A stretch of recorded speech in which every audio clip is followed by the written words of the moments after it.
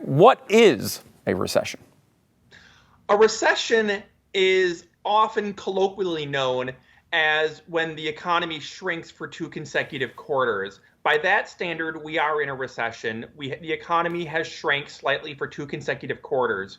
However, the technical definition is determined by a group called the National Bureau of Economic Research. And they look more broadly at the economy, and they would probably say at this point that because jobs are growing and consumption is growing, that we're probably not technically in a recession yet, using their strict definition. And in the past, they have diverged from that whole two straight declining quarters guideline. So technically, we're probably not in a recession yet. But I would say we are probably going to be officially in a recession pretty soon because inflation is rising so fast, 9.1% annual rate, that the Federal Reserve is having to slam the brake on the economy so fast that the things that are holding up the economy, like jobs and consumption, those are going to start turning around pretty quickly too, probably. So really, whether or not we're technically in a recession, maybe, maybe not, but all signs point to we will be soon if we're not already. I had heard someone say, basically, maybe the right way to think about this is, yes, we've had two down quarters in a row, but maybe if we're using that standard, we should kind of give I think it was, I can't remember who said this, but give a mulligan essentially to that first quarter, because it was some odd economic data that led to that one quarter. And if you kind of start thinking about it as this being the first quarter of a recession, that's really going to be the test. And all outlook, appears that we would have a recession either way, but it would just start now instead of 3 months ago. Does that seem sensible? Yeah, I mean, the declines in the two quarters are 0.4% and 0.2%. Those declines are small enough that when they do the future revisions to the GDP, they may actually end up in positive territory. That can happen in part because, let's say they revise inflation to be slightly less, then the real growth would be revised slightly up, because the way they calculate real growth is you take the nominal growth, which is like 8%, and then you subtract inflation, which is like 9%, and that's how you end up negative. Well, if it turns out that inflation's a little bit lower, we might actually end up right now above water. Also, not to get too technical, but an alternative measure called gross domestic income is showing growth. Gross domestic product measures spending. Gross domestic income measures income. Well, economists will tell you income and spending in an economy should be equal. So if gross domestic income is rising, we might find out that gross domestic product actually slightly was rising. This is why the NBER usually waits a few months to figure out the data before classifying it. But I want to emphasize, whether or not we're technically in a recession really isn't the issue. The issue is the economy is in bad shape. Real wages in the past year have dropped by 3.6%. That means your wages are falling behind. Inflation has hammered people on fixed incomes by 9.1%. Families are really struggling. Whether we call it a recession or not is really almost a semantic issue. Yeah, and it seems like, too, people don't really care. Like, they are saying we're in a recession, which in some ways sort of makes it true. I mean, I know it doesn't make it true with the economic data, but certainly from a political standpoint, this is something that Biden has to deal with. And his approach so far is to just say everything is awesome, everything is cool if you're part of the team. And I don't know if that's going to work. I've been around long enough. I've seen a lot of recessions in my life. I remember, and the economy right now is worse than it was in past times, even when we classified it as a recession. I would say the economy is worse now than it was in the 1990-91 recession under Bush 1. It's worse now than it was in the 2000 recession. Even if the GDP growth hasn't been as serious of a decline as those, the 9.1 inflation rate brings us back to the Jimmy Carter 70s. The decline in wages right now of 3.6%, that is one of the worst we've had in the last 50 years. So again, whether we call it a recession or not, I would say the economy is in a worse shape for families now than it has been, even when there was no doubt that it was classified as a recession. Yeah, Brian, how much of that goes to uncertainty? Because, it's one thing to maybe not be able to get a job, and that's very, very difficult to deal with. There's a lot of things in the economy that can put pressure on families. But when you don't know how much stuff is going to cost in a week week, in a month, in a year, it's impossible to plan. And so you're putting every family in this sort of state of chaotic uncertainty, and that is going to make it feel even worse than it is. Right, and this is why inflation can be a bigger problem than unemployment. When we're in a recession, unemployment might rise from 5% to 9%. So the number of people marginally hit in a recession, the number of people who lose their jobs who had been employed is about 4%. But when inflation happens, it hits 100%. Everybody's paying the price of inflation. Everybody's paying higher gas prices, higher food prices, higher electric bills. This hits 100% of the economy, not just the few percent who lose in a recession, lose their jobs in a recession. And furthermore, it hits other parts of the economy even harder. How would you like to be buying a house right now? Mortgage rates are rising so fast. Housing markets are basically freezing right now. The average mortgage on a median priced home since last year has gone up from about $1,200 a month to $1,900 a month. Jeez. That is hitting families hard. It doesn't matter if you've just a marginal family who lost your job in a recession. That's hitting everybody looking for a new house. I mean, that's over 50% more in a payment. I mean, that's, families are not going to be able to bear that. So there's this sort of thing that the Biden administration has been doing, which is trying to spin this as really, really positive. We have incredible growth. 9 million jobs have been added. They throw all these stats out, and some of them sound good. Some of them sound really just, obviously, he's just cherry picking from the bottom of a pandemic. But is there something to their argument at all? Because it doesn't feel like previous recessions. If you look at this, you say the unemployment rate is low. You see some of these spending rates, consumption rates are not terrible. It does feel a little bit different than maybe past recessions. Is there anything to their argument there? Well, I think it's different than past recessions, in part because unemployment is low. Right now, jobs are plentiful.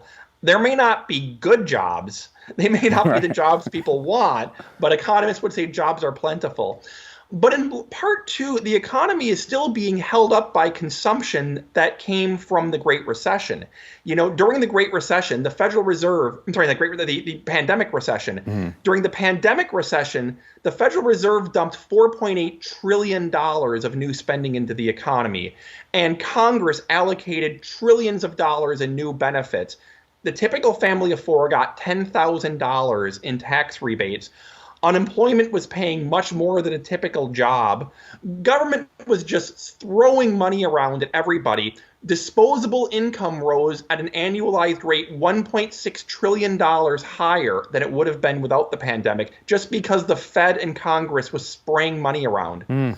Well, the reason consumption is holding up right now is because families are spending down all of that money that was sprayed around by the Federal Reserve and Congress. We're kind of still on the sugar high of the congressional spending spree from the pandemic.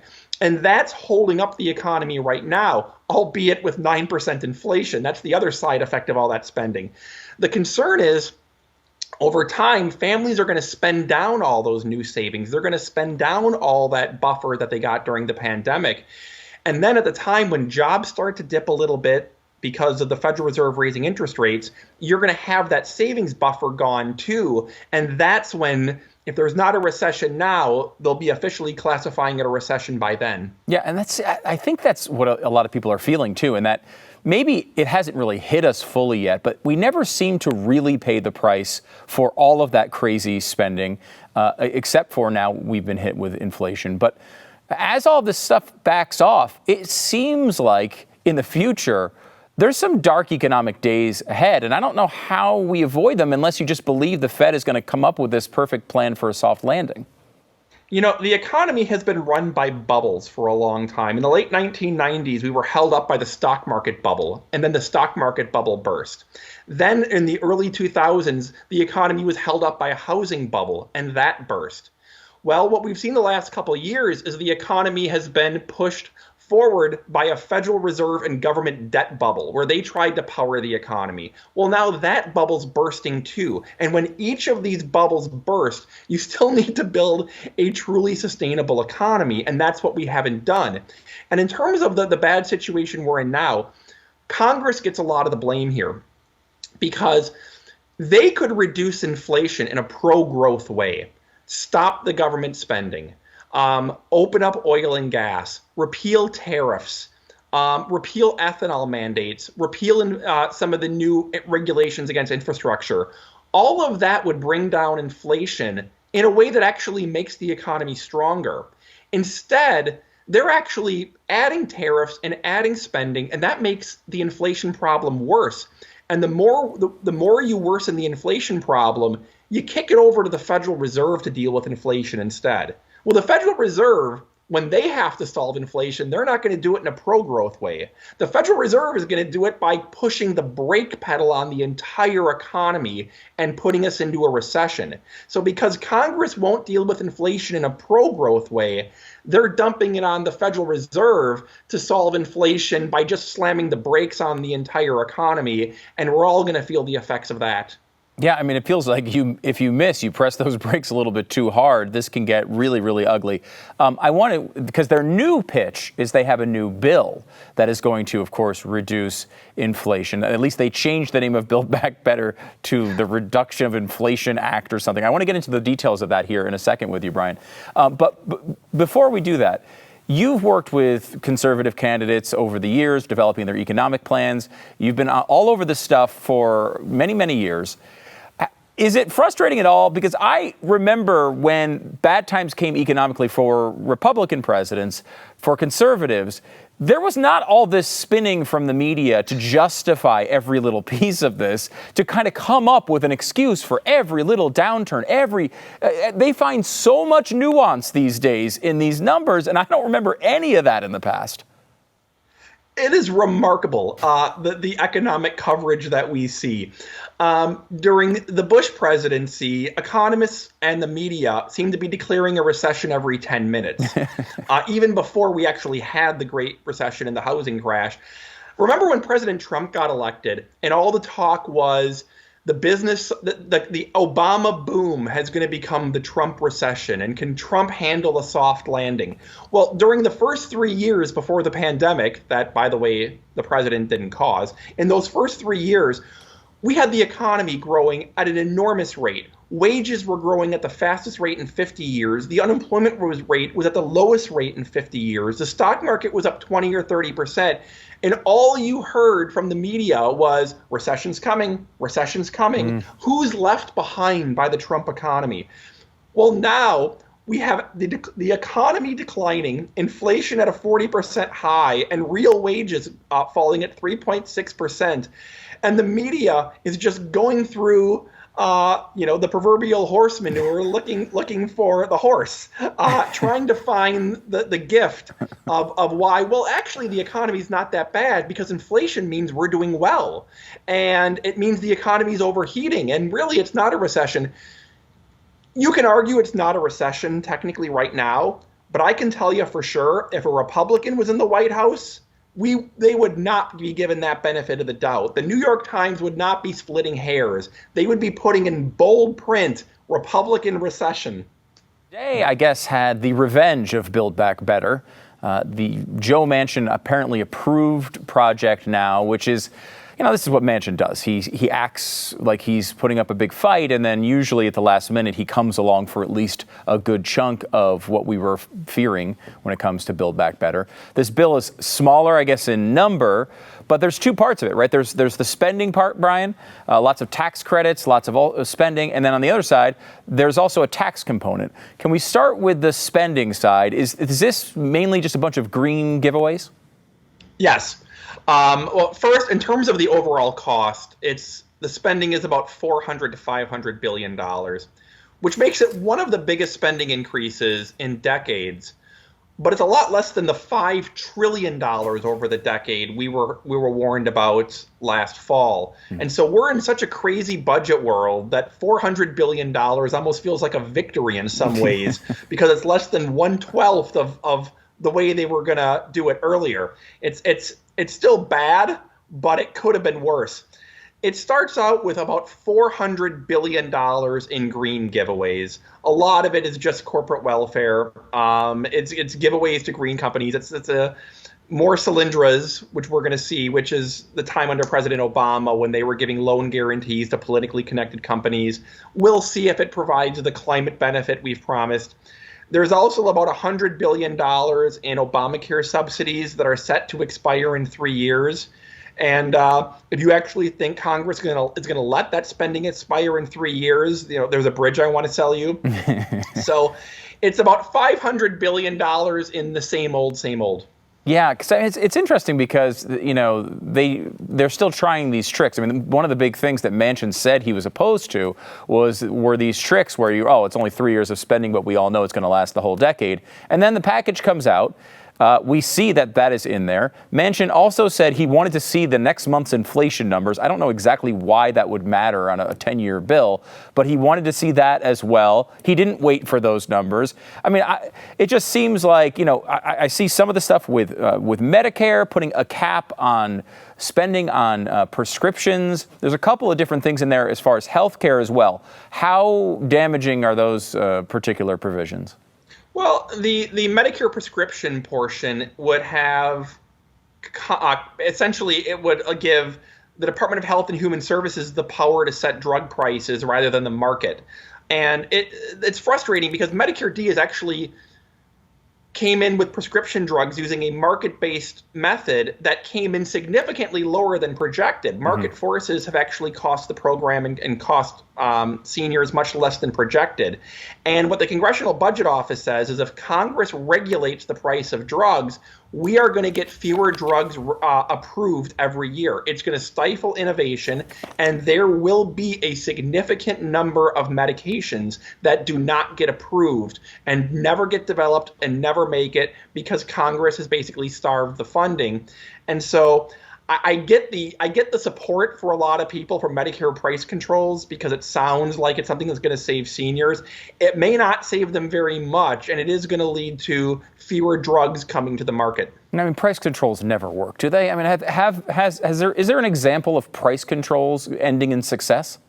Not really, and this is it's going to stifle markets. It's going to make some people happy, but we're going to see this. I mean, the reason the United States produces so many more new medications than Europe is Europe regulates the heck out of this stuff, and then they actually freeload off our innovation.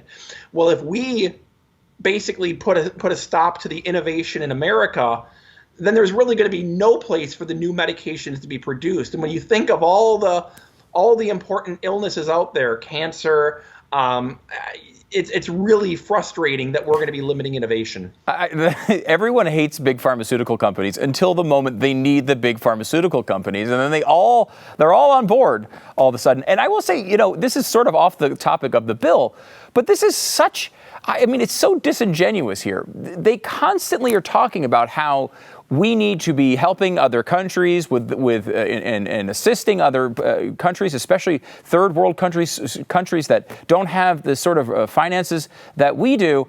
And then they want to restrict the innovation of the companies here. They want us to be paying a lot less to these companies. I mean, we've been footing the bill for the development and the ease of production of these medications that now cure people all over the world. And the Democrats, who are supposedly the humanitarians out there, want to stop it. I pull my hair out when people talk about how, Europe pays less for prescription drugs and they have full access. The reason they have full access without paying for it as much is because they're freeloading off America. We invest the money to create the drugs and develop the drugs, and then once they come to market, they just kind of freeload off that innovation without having made the investment in the first place. And so this is a way in which, I hate to put it this way, but it's been American generosity. Americans have been paying for the generosity for other countries. Other countries, instead of paying for their own innovation, have freeloaded off us. And so I guess what America has decided through this legislation is no one's going to create the drugs anymore. Sounds like a great solution. If that's not the left's solutions on so many different things. If we all suck, we'll be equal, and that'll be great. let me talk to you about the cost part of this bill, because, or excuse me, not the cost, the actual tax hikes here on this bill, because this is something that's not getting a lot of attention. I mean, everybody on the conservative side, I think, is just saying, look at all this money we're spending, and we're spending it on things that aren't particularly valuable. But there's also a cost element or a tax element here. One of the stats that Joe Biden throws out all the time, he says, 55 companies and the Forbes, whatever it is, 500 or whatever he's always talking about. I can't remember the stat exactly. Don't pay any taxes. And if you look at that, number in depth, first of all, is that even true? And second of all, what is Biden going to do to stop it?